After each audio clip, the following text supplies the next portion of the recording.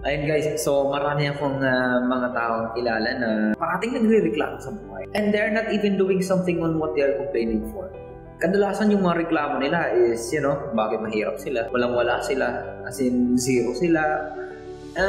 Yung complain nila is walang biyaya daw na dumarating sa kanila. And yung palagi kong sinasabi naman, of course, wala talagang biyayang darating sa'yo if you keep on complaining. Kasi binigyan ka na ng biyaya actually ng Diyos. At yan yung oras at energy mo. The problem is, you're not using that energy at the time na binigay sa'yo ng Diyos. So ngayon, paano darating yung mga additional na biyaya, yung additional blessings, kung kino-complain mo yung binibigay sa'yo ni God, kung hindi mo ginagamit, meaning hindi mo na-appreciate. It's like, nagbigay ako ng regalo sa'yo, tsaka hindi mo ito ginagamit. It will be meaningless, no?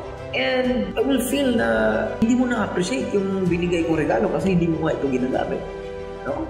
So, paano pa ako magbibigay sa'yo sa susunod ng mga regalo kung alam kong hindi mo naman ito na-appreciate? And the worst part is, nagko-complain ka pa. No? Ikaw na nga yung binigyan, ikaw pa yung nagko-complain. Same thing sa buhay ng tao. Ikaw na yung binigyan ng buhay, ikaw na yung binigyan ng oras, ikaw na yung binigyan ng energy, pero hindi mo naman ginagamit. And then at the end of the day, magre-reklamo ka na walang dumarating na mga biyaya, magre-reklamo ka sa gobyerno, magre-reklamo ka sa ibang tao, i-blame mo yung ibang tao. But at the end of the day, it's just you. No? Ikaw yung magawa ng kapalaran mo. Huwag kang mag-complain. Do something. Do something. Use your time. Use your energy.